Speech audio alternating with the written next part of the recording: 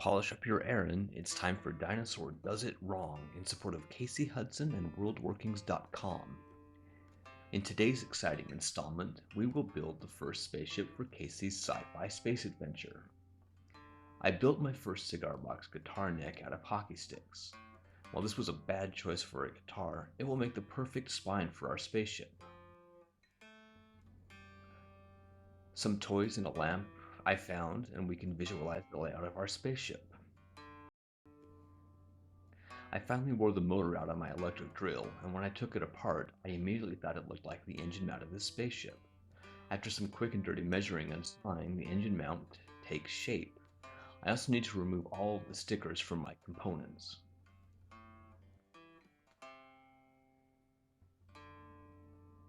The burnt out motor of my drill will act as the reaction chamber for whatever fuel source Casey chooses to power this ship.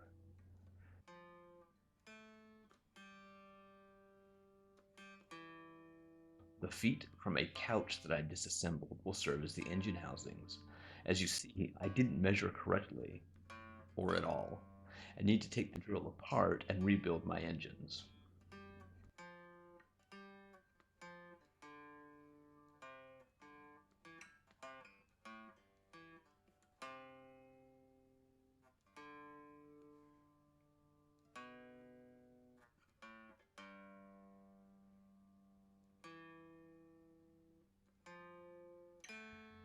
Toothpicks are remarkably similar to reinforcing girders.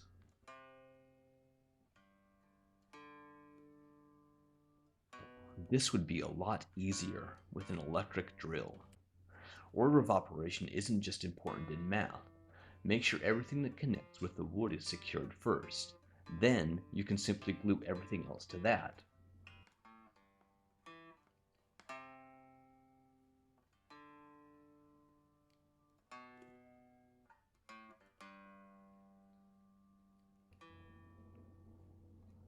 All of this is built with found objects, including these lamp pieces which I'm using as the armored front of the ship.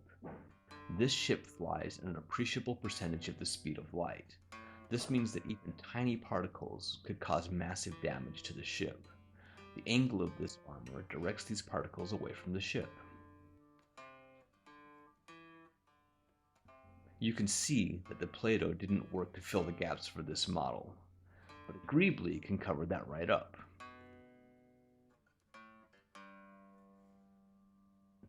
Then we attach a gravitational anomaly detector and secondary sensor arrays. The primary sensor array, bridge, and living quarters produce a lot of heat. This is being used to radiate the heat safely into space. The engines also produce a lot of heat, and it requires a large radiator to dissipate that amount of heat.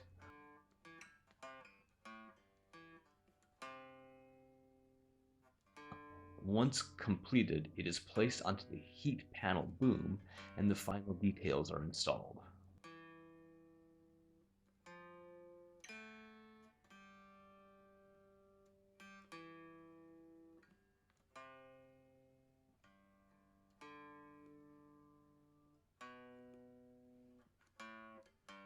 Because paint won't stick to most of this type of plastic. With the engines completed, it's time to give the whole thing a pistachio primer. Then, everything gets a pink base coat, which I will tone down with a yellow wash.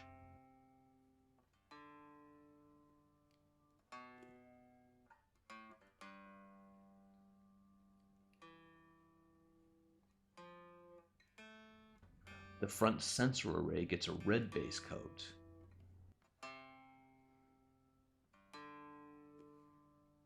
Because this model is a meter long, you can paint the engines while the sensor array dries. And I just want these to be black.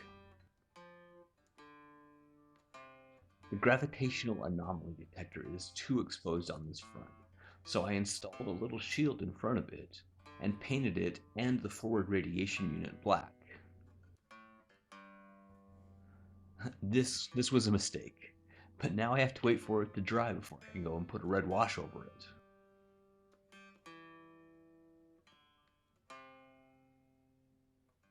A white dry brush makes some of the details stand out and the ship less jaundicey, and a red dry brush gives the sensor array its final character.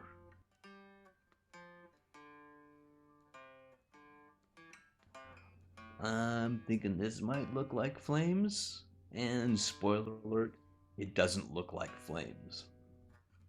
I've decided that the captain of this ship is also a fan of Reyes, and they painted their ship in the same tattoo patterns that Reyes wears. This is one of the most important parts of the ship. This is where tugs attach to maneuver the spaceship for loading and unloading.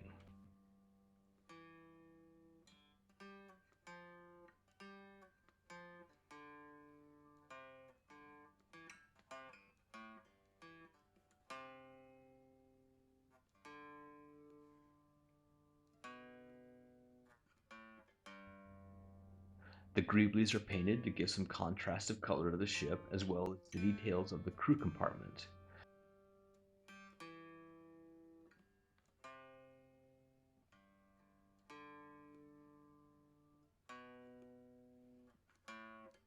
I tried to make the heat exchange look like there was some heat transfer happening using different pinks.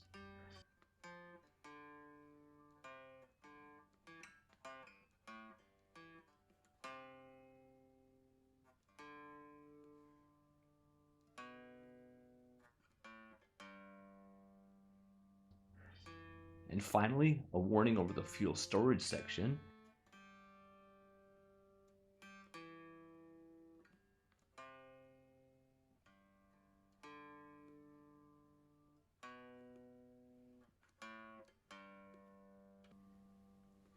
And with the completed model, I present the glamour shots. The heavily armored sensor array, bridge and cabin, bridge and crew cabin, payload, engines, and the secondary sensor arrays. Thank you for watching, and please support Casey Hudson at worldworkings.com.